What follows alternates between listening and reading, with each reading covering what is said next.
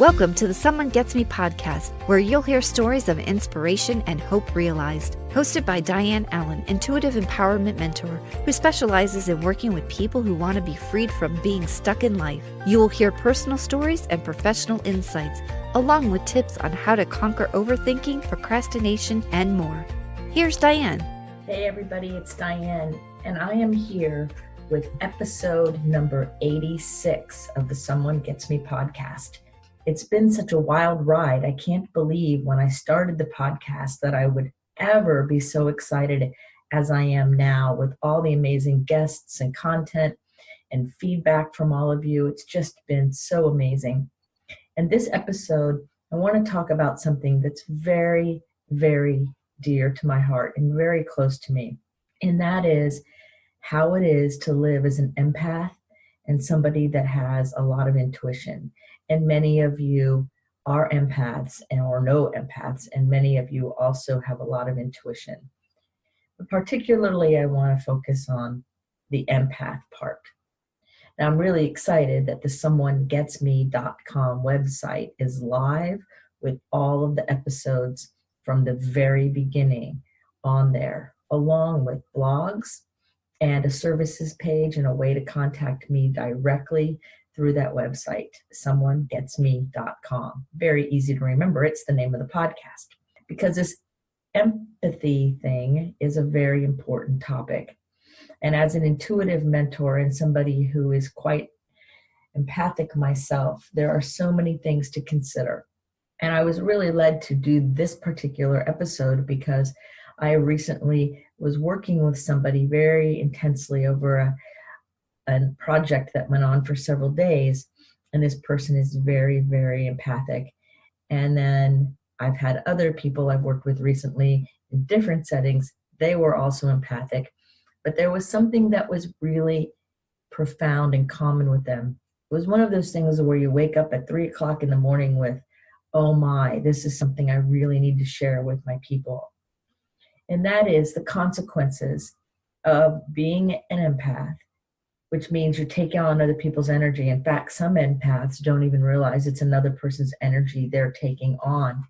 And so then what happens is they think that the anger or the anxiety or the fear is theirs, or even the happiness is theirs, but it's not, it's the other person's. And so being an empath takes a lot of practice and learning what's mine and what is yours.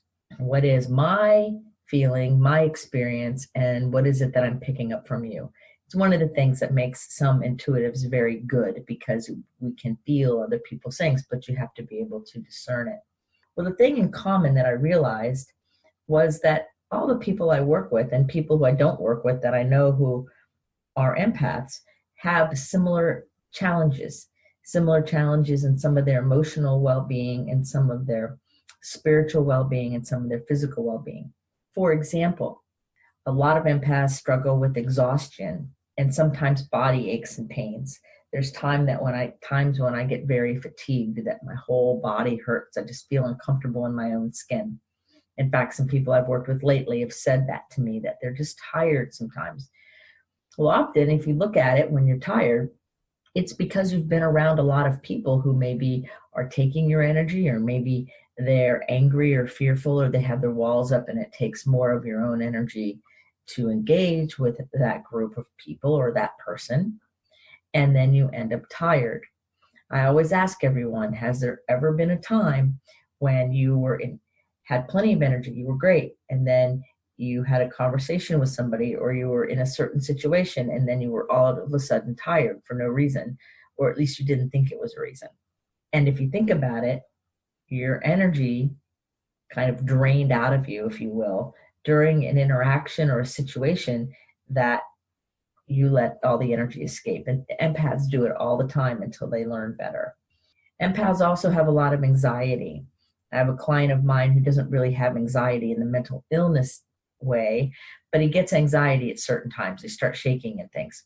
Well, it's because he can feel the energy of the other people, and he is very, very tuned into his environment.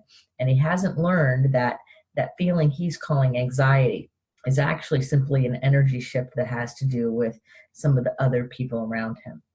So anxiety is another thing that I notice in my people, or they call it that. Sometimes it's actual anxiety. Sometimes it's just an energy change.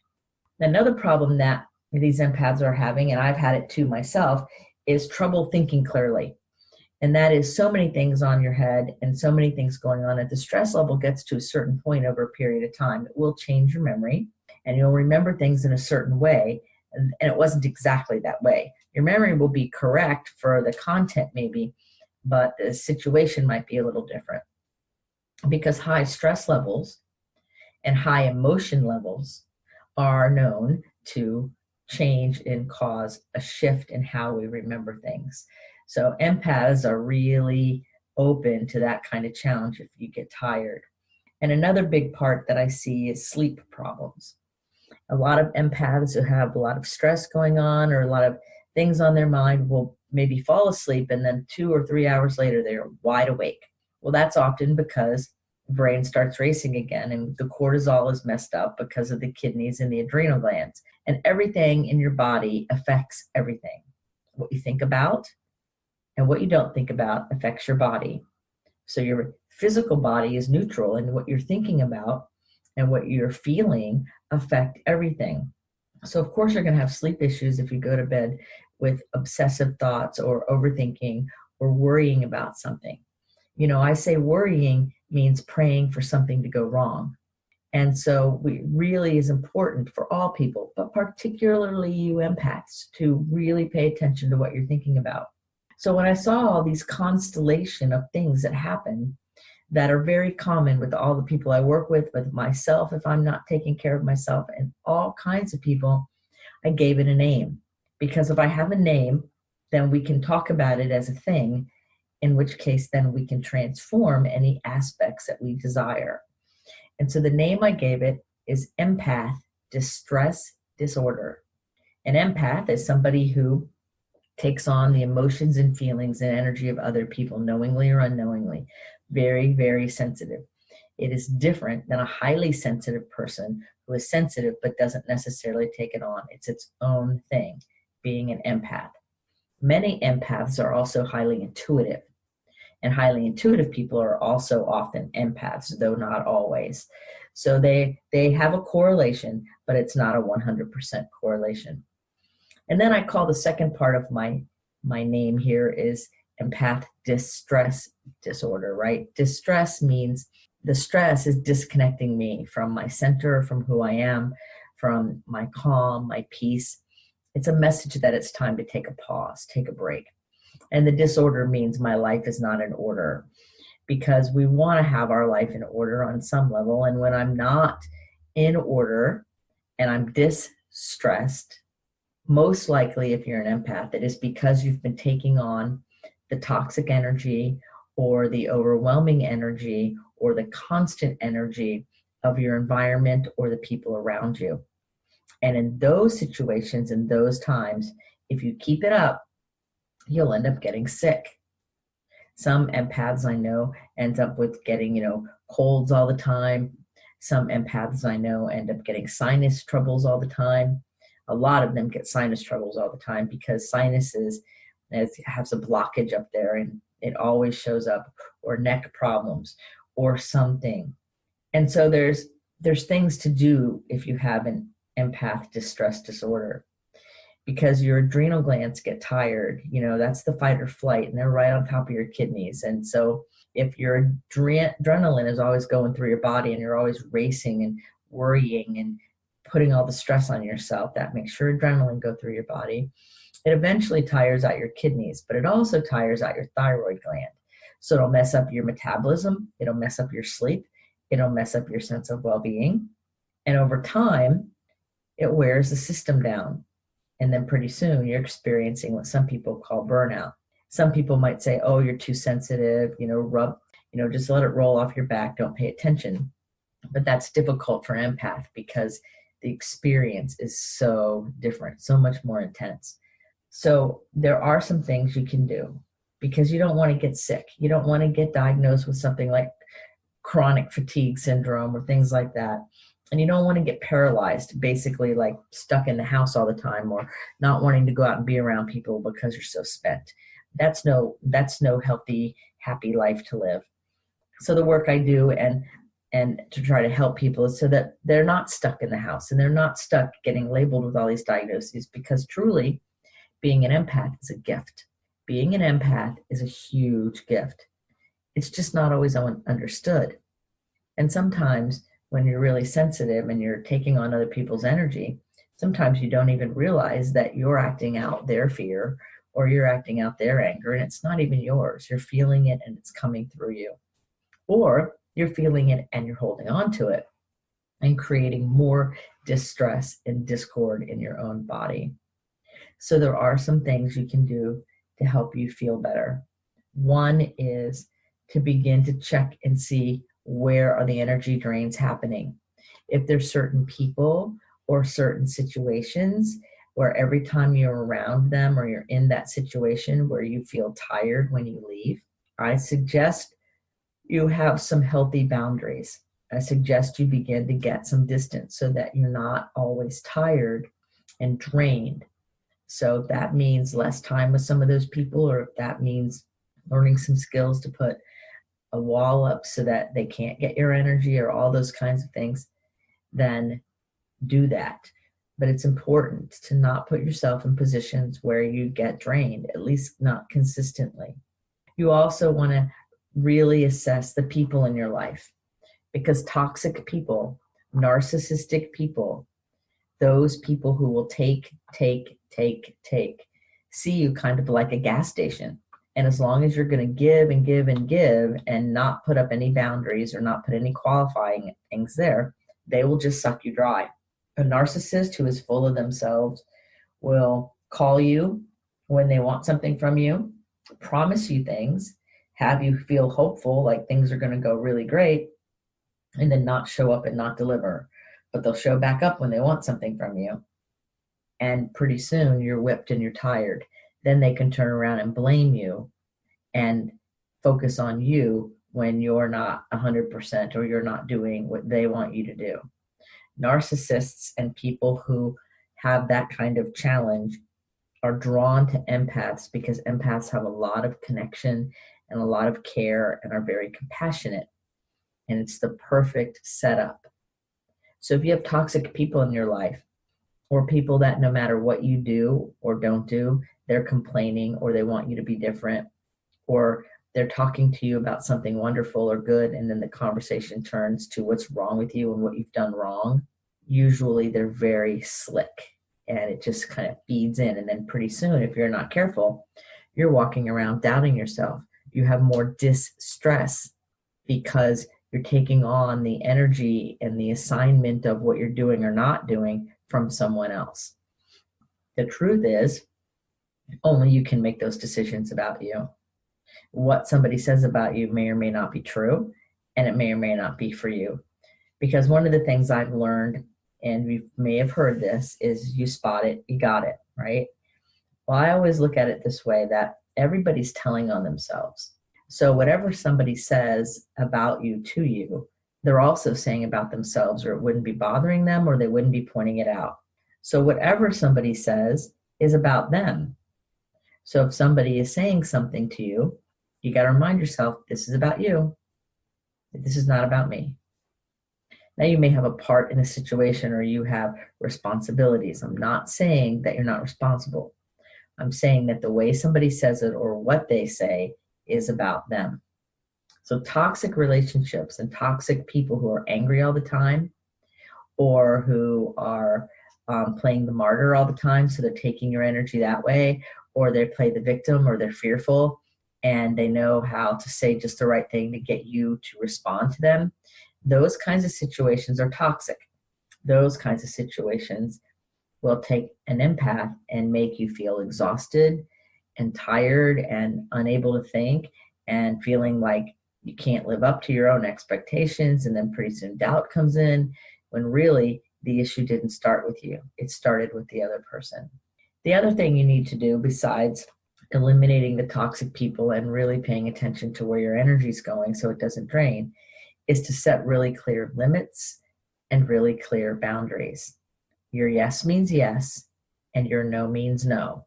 Yes means yes, No means no.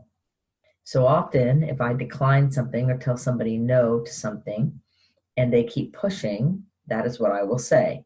My yes means yes. My no means no. It took me so many years to not give in to the manipulation or the begging or the pleading or all of the stuff. And then pretty soon I'm tired and I'm resentful and I'm paying the price. And people are thinking, well, Diane's crazy or Diane's this. Well, really not the case. I was acting out those years ago, the other person's fear and upset. So I've learned the hard way that my yes means yes, my no means no. So I think about everything and I meditate on everything before I make a decision, unless it's an easy one, like what time is it for lunch or something.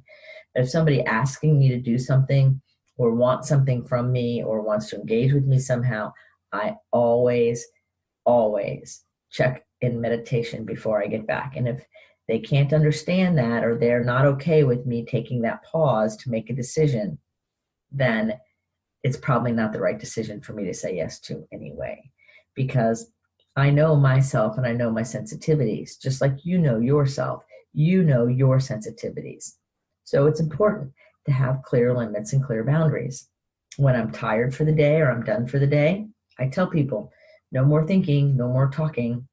I plan my clients at the time of day when I'm most alert and aware, and I plan my creative and my writing time and my podcasting time at the time that I'm more engaged in that way. Because over the years, I've learned about myself of when I do better in different things, and I give myself permission to honor that schedule, having clear limits, because that's what works best for my empathic self. That's how my intuition can work best to serve myself and my clients and all the work I do. And it's most important because that's respecting myself. It's part of taking care of ourselves, right? That we pay attention to what our limits are. We pay attention to what our boundaries are. We pay attention to ourselves. Another thing that you can do if you have empath distress disorder is to be kind to yourself. Now, this one took me a long time to do, and sometimes I'm not real great at it, to be honest with you. But I have to be kind to myself. Like, be nice, right? That just be nice bumper sticker from years ago. Learn how to have some kindness for yourself. You know, I think it was the Dalai Lama who said his religion is kindness, right? Or love. So be kind. You're doing great. You're listening to this podcast. You're making great changes in your life. You're growing, you're evolving, you're moving forward. Even if we don't even feel like we're moving forward, we are, because the world is always, the universe is always expanding. Always, always, always. Even when we don't feel it or can't see it. That doesn't mean it's not happening. And so you're doing great. Remind yourself of that. You know, when the podcast is over, go look yourself in the mirror, get eye contact and say, you're great, man. You know, look right at yourself, eye contact, and say, I love you. Thanks for being there for me. Because the truth is, you are the single person who will always be there for you your whole life. You are. All of us here that are supporting you and care about you, we're extras. But you are the star of your own play, right? You're the one who's there for you. So it's time for you to be really nice to you. That means say kind words in your head. Thank yourself for doing the right thing and being alive and being focused on your well-being. Thank yourself for all your uniqueness and your sensitivity. Thank yourself for having that really intense, gut-wrenching calling to do something amazing with your life, even when sometimes you don't know what to do. Thank yourself for your smile, for the ability to feel your feelings no matter what they are, joy or sadness. And thank yourself for just being you, because you're amazing. And another thing you can do for your empath distress disorder is to work with yourself on being more optimistic and more positive. We live in a world that is changing all the time. And some days it can get you down. I'm recording this after hearing all kinds of news flashes today that aren't happy. But I also saw some good news, right? So I don't watch the news. I see clips on on the internet and then decide what I'm going to watch. So I don't sit there and allow myself to be fed information that I haven't checked on myself. So you won't see a TV around me for that reason. And it's important to stay positive, even when you have a lot of changes going on, even when maybe things are stressful or maybe things are happening that create sadness for you. It's still important to stay positive. Recently I had a close friend of mine pass away, and have another friend who's moving away, and I have changes going on in my life, and there's all kinds of things going on around all of us. You could give me a list of them too that are happening for you, right? So we have a choice. We have a choice every minute of every day of how we are going to respond. Are we going to do the poor me, or the I'm afraid, or the angry? Or are we going to say, let me be curious about how I can do this. Let's look at all the options. Let's be positive about them, right? It changes everything. You sit up straight, your shoulders go back, you put a smile on your face, and you approach life with the beauty and the kindness toward yourself and the positivity you deserve. It's hard to do sometimes when you're an empath, especially if you're around people taking on a lot of energy that's heavy or depressing or angry or upset or fearful. It's really hard. That's why step one was get away from the toxic people. I meant that when I said that. That's also why I said clear boundaries. It's a lot of the work that I do with a lot of people that I work with, because I've already lived it myself and I still live it, having to keep the boundaries up. But I had to figure it out with all my education and all my degrees and all my experience.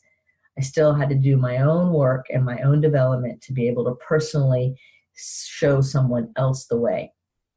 In fact, just yesterday, somebody said to me that it's like we're walking on this dark trail and I'm the one that has the flashlight. So she's holding my hand so that I can take her down the trail. And in a lot of ways, that's true, because I have to do it too, because I'm an empath too. So empath distress disorder can happen to any of us. If we get too overtired or too overwhelmed, right? Or distracted from our own self-care and our own taking care of ourselves. Any of those things can happen. So it's so important. That's why this episode is dedicated to helping and reminding all of us who are empaths that there is a solution. We don't have to be in distress. We don't have to be exhausted and tired and feeling that wicked core tiredness. It doesn't have to happen. We have options. We can do things to stay positive and take care of ourselves. We can set boundaries. The first time I said no to somebody, because I was always saying yes when I was younger. I mean, we're talking, I was a teenager, I think, maybe 18 or 19. First time I said no to one of my friends who I was always saying yes to, because I started realizing that their energy had a lot of anger and fear in it. And I never really identified it as theirs and mine. I was just learning how to deal with my empath self. And the first time I said no, the look on their face, I still can remember it. It was like shock. Their jaw dropped, like, what? What? You said no to me? And I said, yes. I said, no, I'm not interested. And it was just simply, I wasn't interested in going to a movie they wanted to go to. It wasn't like a big thing. But because I always said yes, because I never learned the boundaries. They weren't taught to me by the adults around me. I wasn't given or understood back then that I had permission, that I could say no, that if I didn't want to go somewhere with a friend, I didn't have to. All of those things are challenges that empath people have that I've had to grow through over the years. I mean, I learned that lesson like when I was a teenager still, but it still was a big lesson as a teenager, right? And I still have people that I run into me that I still see that are doing that very thing. They're not able to set clear limits. And so learning how to do that, however you learn how to do it, is so important. Your body pays a very big price when you allow it to get tired or overwhelmed, or when you're not caring for it because you're too busy absorbing the energy of other people and not learning how to discharge it. I've had many friends over the years end up with all kinds of illnesses because they take on the energy from others and they think that's noble because the other people feel good. But the thing there didn't do properly was discharge the energy. In other words, not hold on to it. So if you go around somebody and maybe they're depressed and you weren't depressed when you were around them, right? And then you leave and now you're depressed. You've taken on all that energy. That needs to keep moving through you. Otherwise, pretty soon your body is going to respond like it's yours when it wasn't yours to start with. So you have to learn how to keep it going through you. You have to learn how to allow that to keep going. Otherwise, it'll get in you and it'll stay there, and pretty soon you'll be depressed. It didn't start with you. It started with the other person or people. It's also important with your calling and your legacy. I call it your heart's desire. I've had several people say, I have that gut-wrenching kind of calling in me, and there's something I'm supposed to do. There's a legacy I'm supposed to live. I'm supposed to do something more with my life, but I don't know what it is. And so they get afraid, or they back up, or they get confused. And because they can feel what everybody else is feeling, if the people around them feel fear, or the people around them feel it, have agendas, they will often think that that fear is theirs, and it's not. It's the other people's. It takes great discernment to begin to see and be able to continuously see whether whose is whose. What I always say, whose side of the street is it on, right? If it's my emotion generated through me, then I deal with it differently than if I'm feeling it and it's yours. So strong empathic people really have to pay attention to these things, because otherwise you're ending up responding almost like an energy slave to the people around you because of their fear. The closer the people are to you, the more fear they have if you're going to change. For example, if you have a calling and you know that you're supposed to be helping people in a different way than you already are, or maybe changing how your career looks, or changing where you live, and you start telling the people close to you, the people who are closest emotionally they don't always do this, but they could have fear, like they don't want you to fail. They're not sure it's going to work, like their own fears, right? And pretty soon you're picking up on that fear, and that could get in your way of making a good decision. It's not your fear, it's their fear. They get afraid because things are going to change for them if you change, or they don't want their comfort level to be changed, or they say they're afraid that, if you mess up, you're not going to feel good, or you're not going to like it, or what if it's not successful? So the last time somebody said to me, well, what are you doing? Maybe it's not going to be successful. I look right at them and say, well, what if it is successful? Be positive, right? But be aware that the well-meaning people who love you and are around you, the closer they are to you, they may not need to know your plan right away. You might need to tell them the plan a little later, after you've gotten support and confirmation from people who care about you but aren't emotionally tied to the outcome. That's where I come in a lot as a mentor, where I care about my people I work with, and I'm not going to put my agenda on their outcome. So I'm that safe person for some of my people, because they have a lot of family that love them, and sometimes that love distorts the energy, it distorts the feedback, it distorts the relationship, and it gets in the way. And often people don't realize it. Sometimes they do, but mostly they don't. So sometimes you need to have people in your life that do not have an emotional agenda for the outcome, which is very hard if they're family members. Like, I would have an emotional outcome if it was any of my family members. I would not be the first person that be the healthiest for them to come to with something, because if I started getting afraid of the outcome, I might say something or try to get them to see it my way out of my own fear, which is wrong. Everybody has free will and dominion. We should be willing to make and able to make our own decisions. So think about that for a minute. If you have something really important, a legacy you want to leave, or a heart's desire you have, or a calling that just keeps coming up, it's like gut-wrenching, and you don't know what to do. It keeps coming up again and again. Because what I know about your calling is it won't go away. It'll keep coming back in different ways until you answer it. So what are you going to do? Who are you going to trust? Keeping it close to your chest is one thing, but keeping it secret won't work either. It'll just keep keeping you up at night. Could even give you indigestion. and you don't want that. So be willing to really think about who you want to talk to and how you want it to go, and follow that gut. Follow that part of you that sees the bigger picture. Give your inner self permission to show up and emerge into the world, because that's what you're here for anyway, right? Bringing your gift forward. Like I always say at the end of the podcast, that the world needs your gift. I mean that. So let's go for it.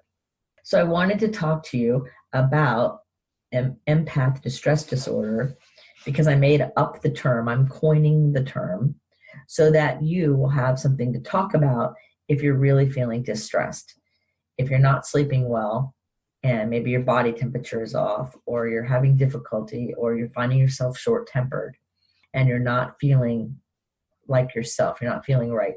It could be that you're feeling some inner distress because you're taking on the feelings and the energy and the emotions of another person or people or situation. In which case, it's time to learn some skills so you don't do it or get yourself in a different place. It's not healthy for you to take on things from others and pay the price. They can pay their own price, right? So anyway, I don't want to be a downer in this episode, because I'm really excited that you're listening. But also I want you to feel happy and joyful and hopeful. You know, that's why I wrote Hope Realize. That's why I've written all the books I've written, so that everybody can be inspired in whatever way serves all of us.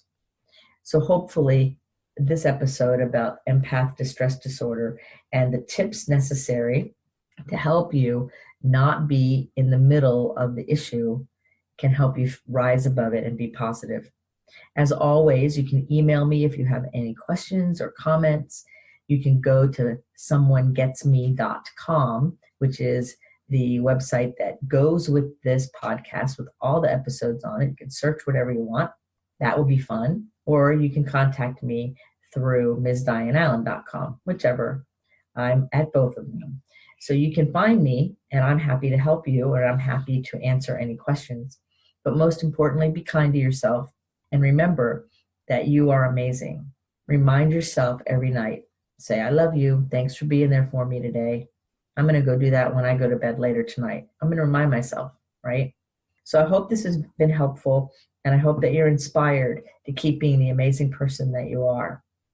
Always know that there's somebody in your corner, especially me. Yeah, I don't have to know you to be in your corner. Every day I send blessings and high vibration thoughts to all the people who are associated with my business, with my life, with all of the world, because I know, like Einstein said, everything is connected to everything. So we're all connected, even if we don't know each other. So I hope you have a great day, and remember, keep your face to the sun so the shadows fall behind you. You are a rock star. It's time to let your gift shine, because remember, the world really needs you to bring your gift. So go do it with a positive attitude, a smile on your face, and remember, be well until the next episode. Call me if you need me. Thanks for tuning in to Someone Gets Me. To find out more, please visit Diane's website at MsDianneAllen.com. That's MsDianneAllen.com. Be sure to take a second and subscribe to the show and share with anyone that you think may benefit. Until next time, remember the world needs your special gift. So let your light shine.